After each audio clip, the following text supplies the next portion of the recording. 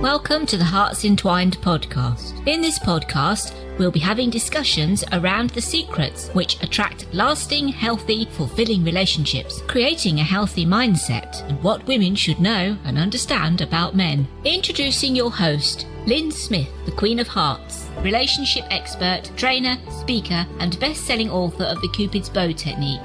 Lyn's mission is to have a positive impact in reducing divorce, domestic violence, and suicide. Welcome to the Hearts Entwined Podcast. This is your host, Lyn Smith, the Queen of Hearts, and today I'm delighted to have our guest, Laurie Holmes. She's a certified transformation clarity coach. Welcome, Laurie. Welcome, Lyn. So I'm glad to be here. It's lovely to meet you, and this is the first time we've had a bit of a face-to-face, although we've known each other a little while now. I would love to introduce you to my audience because Laurie, what I really like about her is that she's got a lovely controversial subject that she wants to talk about in our discussion today, all around the heading, falling in love is a fairy tale. So what exactly do you mean by that, Laurie? And why do you perceive it as being a bit of a controversial subject? Well, I think that we've grown up since we were young, especially in my generation. I'm going to be 67 in January. And we grew up with the notion that, you know, when you meet someone, it's kind of like falling in love with Prince Charming, you know, the whole notion of happily ever after, and you're going to fall in love and everything is going to be hunky-dory. And, you know, I looked for years for my Prince Charming only to marry a man that, you know, the marriage lasted about 5 years because it didn't turn out to be a fairy tale. It was more like I married the wicked witch or something. Or wizard. I don't know, is it a witch? Yeah, wicked sorcerer. But anyway, and that's all behind me now, and we're friends, and our sons are grown, so that's an old story. But what has become clear to me as I've gone down the never-ending cycle of dating and not dating and dating and not dating and meeting men online, and it was a disaster. And finally coming to an understanding that has really literally changed my life in the way that I understand where love comes from. You know, I grew up with the notion that somebody was going to make me happy. And I think that's a very big misunderstanding that women have, that somehow happiness is outside of them and some wonderful man or woman that they're going to meet. And that's not how it works. And I think once we have a true understanding of where love comes from and happiness comes from, we stop expecting it to come from someone else, that they're going to give us everything that we want, that they're the prince or princess charming that we've always been looking for. And that doesn't mean that we can't have beautiful, happy, successful relationships with people. It's just saying that our happiness is not contingent on another person, and that love isn't coming from the other person. And so I think that's really what I wanted to address today. Excellent. And I'm totally on board with what you're talking about, because I think, like you say, quite often, whether you're a man or a woman, we're looking for that external happiness to present itself. And what you're saying is that, you know, really what it boils down to is that happiness comes from within first and foremost.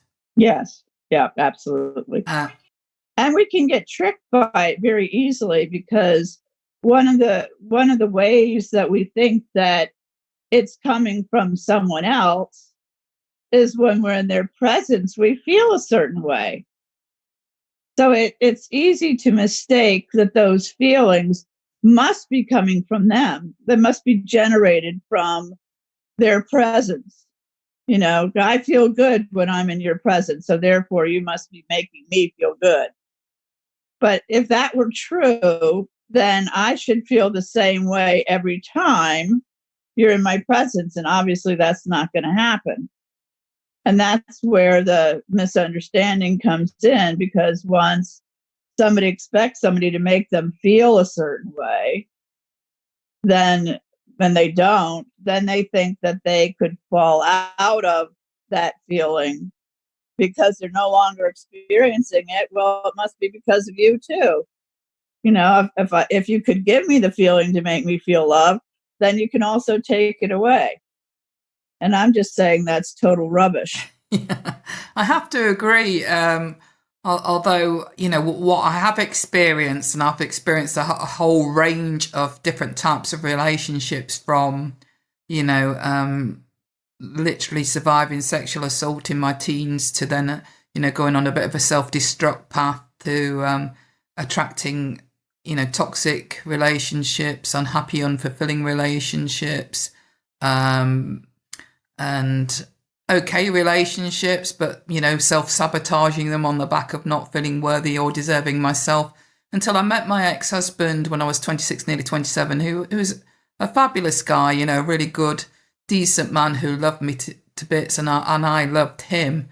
But I was very much, at that moment in time, very protective of my heart, and my heart wasn't open, and I just needed somebody to protect me and make me feel safe, and he did that for 23 years. And, you know, by the time those 23 years had elapsed, I thought there must be something more to relationships than this. Although we had a great relationship, you know, as friends and even as lovers, you know, I just felt unfulfilled still. And I didn't have the skills and awareness and knowledge that I've got now today to do anything about it or address it. And literally, you know, felt compelled to sort of end that relationship and, you know, tell him that I felt it had run its course. And he was obviously very devastated by that. But certainly within 6 months of ending that relationship, I met my beloved, who I'm with now, and we've been together 10 years. And now I do know that the fairy tale does exist, because we do have that lasting passion. We do have that lasting aliveness in our relationship. And we do have, you know, that fulfillment that I've been looking for. I mean, and like you say, it isn't about him giving that to me. It is about me doing the work on myself, and that's why it changed. Yes, exactly. And how beautiful that you have met somebody that you can have that journey with. Yes, it is, and that hasn't been without its challenges, especially in the early years. But I certainly can say, hand on heart, that, you know, the fairy tale life does exist. It doesn't exist in the way that we read it in our childhood fairy tale stories, in that sort of sense. But you can create that lasting passion and fulfillment and aliveness in a relationship that goes beyond the honeymoon period, is what I'm saying. Yeah, and I think we're agreeing with each other. I think it's just the point that I was making is that it's all coming from inside us, and that we're in the presence of someone that we enjoy the company of, or we enjoy all the pleasures of life with. It's a symbiotic relationship. It's a give and take relationship. It's not a fantasy relationship, and I think that was the difference I was trying to bring to the table, was that if you're in a relationship of expectation, then you're never going to be satisfied, because the other person is never going to live up to those expectations. It's almost impossible.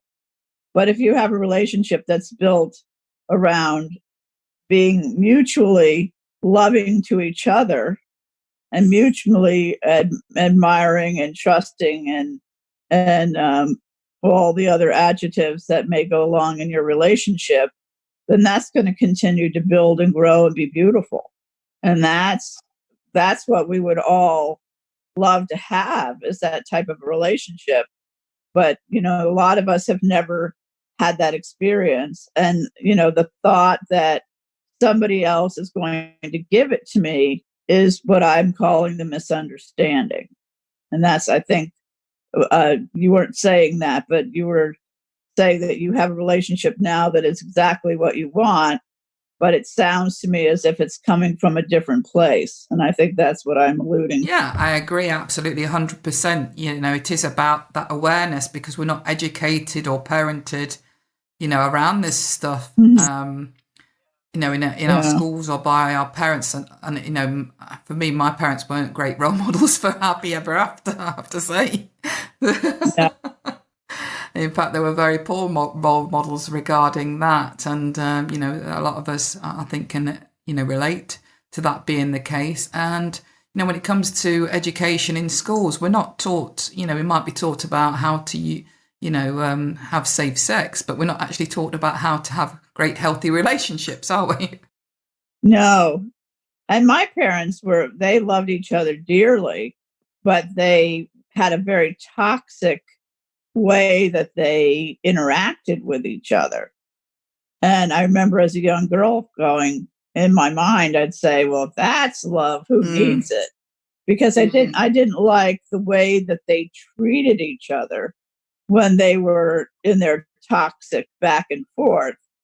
I did love seeing the love between them. I did love seeing them being very generous with each other and being very sweet to each other when those times would happen. So it would give me a glimpse of what it looked like when, things were going well. And they certainly would show you how it looked like when things were not going well.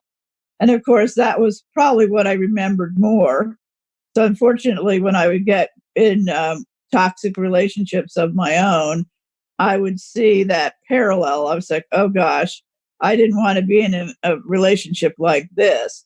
But again, I was expecting it to come from them, not from me. And I didn't have a very good sense of myself at that time. I didn't love myself at that time. I didn't want to spend time with myself. And so I was looking for them to make me feel better. And the only person that can make me feel better is me. So until I had a love relationship with myself, ironically, now I'm dating a man that, and I'll get into that in a little bit. And I met another guy on a plane. And so now all of a sudden men are coming out of the woodwork, but it's not because I'm chasing after them or even looking like I'm interested in having these relationships with them. It's just it's showing up naturally and organically.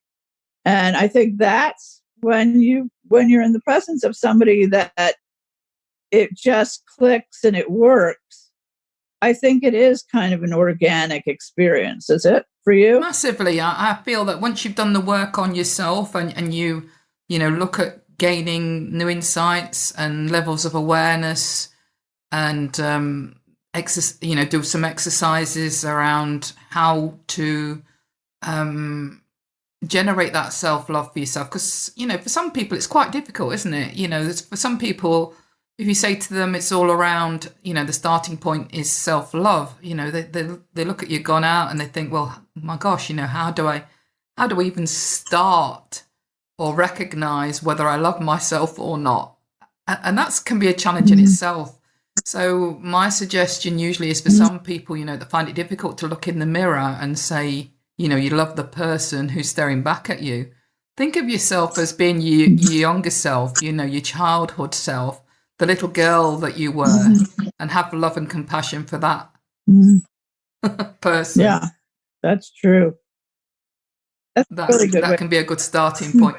Most people can then, start that loving process through thinking of themselves as being that younger self and them now being the wiser person and loving that younger self to start with can then lead to loving who they are now. Yeah, that's a good way of looking at that. And I've worked with some women though that have had some horrific things happen to that little girl. And sometimes it's hard for them to look at that little girl without that memory showing up. So, to be able to embrace all of you, even the bits that aren't comfortable or shameful in their mind or harrowing from things that happened. It's like loving all of you, loving all of the different aspects of yourself that have had all these different experiences, and know that you're okay, even though the incidents that might have happened to you might not have been okay at the time. Yeah. But that you have grown beyond that, and you're not that little girl anymore, and you deserve love just like everybody else does. And for me, I think it was having a spiritual awakening. Back when my lover committed suicide back in 96, and it wasn't for 8 more years that I finally got closure on that. But really seeing myself from the innocent side of things, from the spiritual or the soul side of things, and recognizing that I am in a human body and I am having human experiences, but that I am love. Yes. Who I am is love. And when I can see it from that standpoint, I can be very compassionate to those parts of myself that have struggled and gone through some really tough bits. And it's almost like, like it's, and I can cry with those parts of myself that have been through it, but I can also recognize that it was part of the journey that I was on and the learning that I was here to do. And so when I can come from that place, I can be a lot more forgiving to myself when I didn't understand, when I didn't see it, when I was lost, or I was afraid, or I didn't think that I deserved to be loved, or whatever, whatever I had made up at the time. So I agree. And I know that, what you're saying about sometimes you can, have been through quite traumatic experience as a younger girl, and I can relate to that. And, this is what I educate women around, is that, you're so much more than those experiences. You're more than the hurt. You're more than your body. You're more than your mind. You're more than your skin. You're more than any trauma that you've been through. You're so much more than any of those things. Those things are experiences, but they're not you, like you said. Yeah, if you've been through any of those things and you are still carrying any guilt, shame, or humiliation around what's happened to you, just know that belongs to the perpetrator. It doesn't. Those things don't belong to you. You can let that go. Just let all those negative associations go, because that's not you, and it doesn't belong to you. Yeah, that's a beautiful way of saying it, Lyn. Yeah, and I think once you can let that go, then you can start the journey of loving yourself. And for some people, that journey may be shorter and they get it quicker. And for others, it's a lifelong journey, and it takes them a while to really.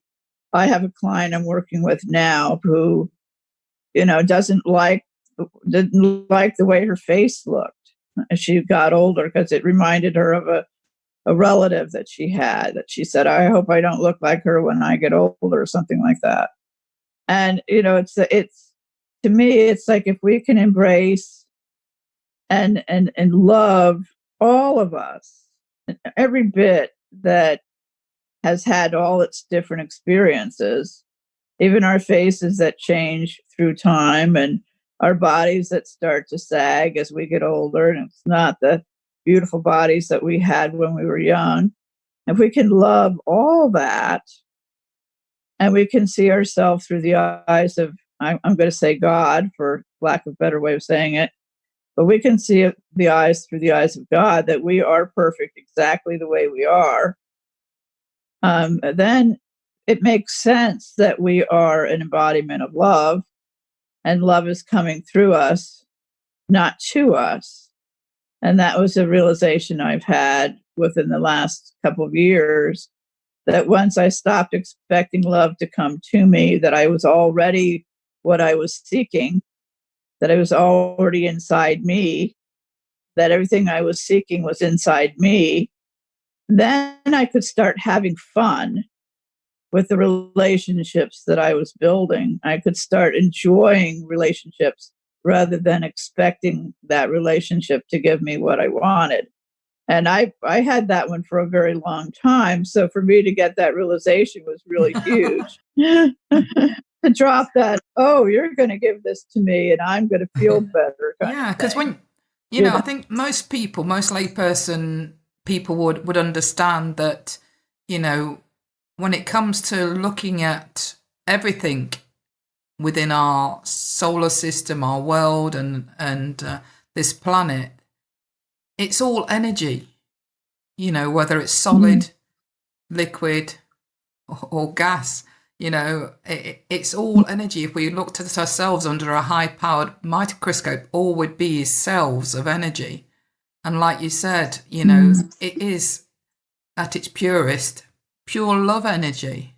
That's what we are, pure love energy. Nothing else. We might be in a human form. That's right. And what better way to experience it, though? Because if we're formless beings having a formed experience, and you get to experience sex, and you get to experience someone hugging you and kissing you. I mean, wow, what a thrill is that? And so, we get to experience the pleasures of the flesh. We also get to experience the agonies of the flesh. I had a fall this past weekend, and I can tell you, as I was screaming bloody murder, lying on the cold floor of a hallway with nobody in the house where I was in this Airbnb visiting my son, knowing that I had hurt myself very badly, that was the moment of being a human being. That was not the most fun, to when we hurt, when we're in pain, when we're sick, when we've broken something. Those are the moments when we have that excruciatingly magnificent pain. That's another part of being human that we get to experience. So it can go from the highest highs to the lowest lows. And I'm really seeing that neither one are better than the other. They're just experiences, that we're having. Yes. And surely one of the biggest delights that we have as human beings is to experience when two bodies come together, when two bodies, in a sense, become one energy. And there's nothing better in the world than that experience. And I'm sure you understand that now that you've had this beautiful man in your life for the last 10 years. So we are gifted with that ability to entwine, like you said, hearts entwined.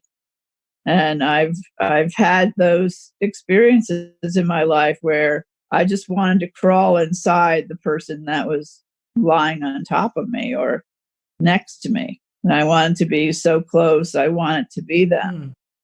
And, when the heart expands to the point of feeling like it just wants to burst right open, and all those beautiful feelings just explode. There's nothing that feels better than that. And I've experienced that without anybody.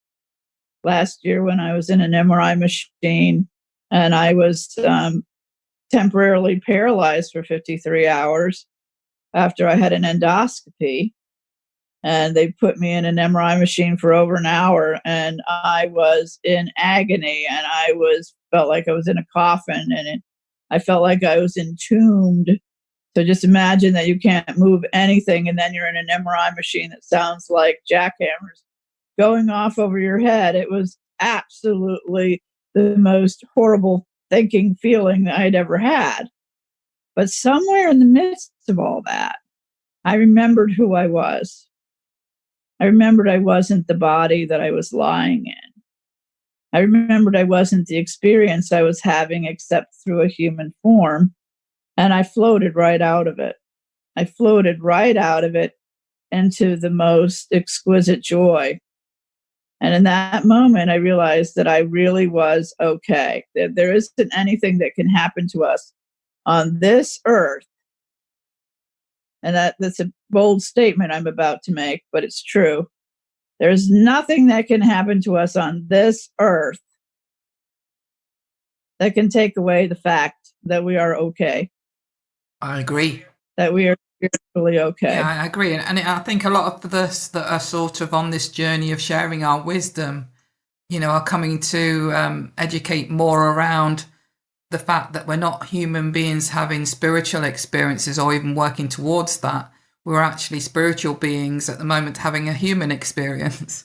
Yeah, exactly. And I even said to myself, if I come out paralyzed, I'm going to still be okay. If I'm dead, I'm okay. It didn't matter in which direction I went, I was okay. Yeah. And it wasn't an okay like you say to somebody on the street, how you doing? I'm okay. It wasn't that. It was an okay of knowing that my beingness is okay. I'm beyond the okay of human conversation. And in relationships, when you can get to that, I'm okay, regardless of what's going on in the human relationship that you're having. When you can see it from a more neutral standpoint and just relish being in the presence of this other human being and come from the source, the source of who we all are, I think that's when we have the potential to have a spiritual relationship on earth. Massively agree with that, and I always felt there was, a higher level of relationship that we can attract for ourselves. And, and it is about, for me, recognizing within that there's also the masculine and feminine energies in relationships, and we all embody both. And the greatest gift of awareness I'm now educating women around is, embracing that natural. Because for women, it is mostly our feminine energy, which is our more dominant energy, and embracing that natural feminine energy, because it's the polarization of energies when they come together, the masculine and the feminine, which enables you to attract or create that next higher level of relationship where it is massively fulfilling, it is massively passionate, it is massively intimate and really connected and alive. And I think that's what, I was searching for a long, long, long, long time before I found it. That's beautiful. And how you just said it, it makes so much sense. I don't know if you've ever heard of tantric before, like tantric energies, but what you just described to me was that entwining of the masculine and the feminine energies together. And I even think in couples that are male, male, female, female, that they still have masculine and feminine energies that intertwine. Yeah.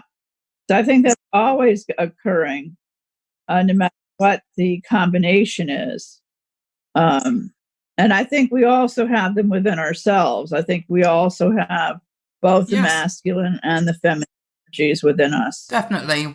What I educated and what makes sense to me around is that we all have masculine and feminine energy, but if you're in an opposite sex relationship where you're the woman that's attracted to the man and vice versa, then usually what your most dominant energy is, your natural energy, your stronger, source energy is usually the feminine. And for him, it's the masculine, and it's knowing when to use one or the other, depending on your current situation. Women have the masculine energy, and they default into that if they need it to protect themselves, if they need to be more assertive in the workplace, for example, if they are facing danger, or if they're in a competitive situation, they need to default into that masculine energy. But what they forget to then do is, when they're in a relationship, is revert back to the natural feminine. And what usually happens is, if they're still stuck in that masculine energy and way of being, they're not attracting the men that they would like to attract, because the men that they would like to attract are not attracted to another masculine energy. Right. Yeah, that makes They a lot feel of challenged sense. by it. And they might not even realize why, because they might be looking at this woman thinking, wow, this is a lovely, beautiful, attractive woman, but I'm just not attracted to her. And the reason that they're not... Well, there are some situations, though, where the women can stay in a more masculine energy. I have a guy right now that's kind of showing that for me, and I can show up with more masculine energy, and the guys I have this conversation with, it's got a more feminine energy. And so it seems to balance anyway, even though it's kind of really weird and quirky that it can do that. So I can see myself kind of switching sides from time to time, and allow that masculine to show up in him, and I'll let my feminine will kind of dance with it for a bit, and then I'll switch back over to the masculine side, and he kind of gets his feminine energy going. So I don't think it really matters in the sense of who's what and what's where, as long as you have that balance going on in the relationship, and you know that it's working and it feels good for both of you, and it's not hurting anyone outside that. Does that make sense what I'm saying? It does make sense. The only thing I would say around that is, in my experience, is if you have both got your energies flipping backwards and forwards between the masculine and feminine, in other words, you're both operating into more neutral energy in the middle, then that is when you've got a friendship more than a passionate relationship. Because I totally agree with you that it's friendship. I'm not in any way see him as a sexual partner at this point in time. But my sexual libido in my upper 60s has kind of diminished a lot too, and I may be up for a hysterectomy soon. So I don't know what's happening in my libido right now. I'm just kind of enjoying the companionship. I don't even see him more than once a week, sometimes not even that. So you're definitely right that this fits more into a friendship category for me than it does into a passionate, loving relationship that I would like to have, more what you have with your husband situation. But I'm glad to be able to have this kind of relationship right now, because I've had a long drought of having any man in my life at all. So it's nice to have someone that I can interact with. And since he does have a very strong feminine energy, and he tells me that he doesn't like sports and he doesn't like to get together with men, and he does seem to be with women better, that's the energy that he shows up with the most. So it does feel more like friendship to me than it feels like it has anything that's going to go in any other direction, like a love interest. No, I don't see it that way at all. He might see it that way, but things would have to drastically change in order for that to happen. Exactly. And I don't see that happening right now. And that's how I suppose, it ended up, and I wasn't aware of what I'm aware of now in terms of the wisdom I've gained since. But with my ex-husband, that's how it was. I was the more dominant masculine energy in that relationship quite a lot of the time, and he was stepping more into his feminine, and I wasn't finding that attractive. because a woman that can control a man will never have passion for him. And that's just the way it is. No. But, I didn't realize at the time I was contributing to that being the case, until I did gain these insights, and then realized actually, to actually attract a strong masculine male man that I really want, that's going to really melt me and make me, when Paul and I first met, I just says, I just melted. I was just like an ice queen when I first met him. And I was just like a puddle on the floor, once he really kissed me with such fire and passion that I just like, whew, wow. And that was on the back of me, being my true feminine, embracing my true feminine to allow him to be the man in our relationship. Yeah, I definitely can see that. Yeah. And it's the polarization of those energies that creates the passion. It's not about being similar and flipping backwards and forwards between our energies and being very gender neutral. That's when you've got friendship. I agree. I've had the other two, so I know the difference for sure.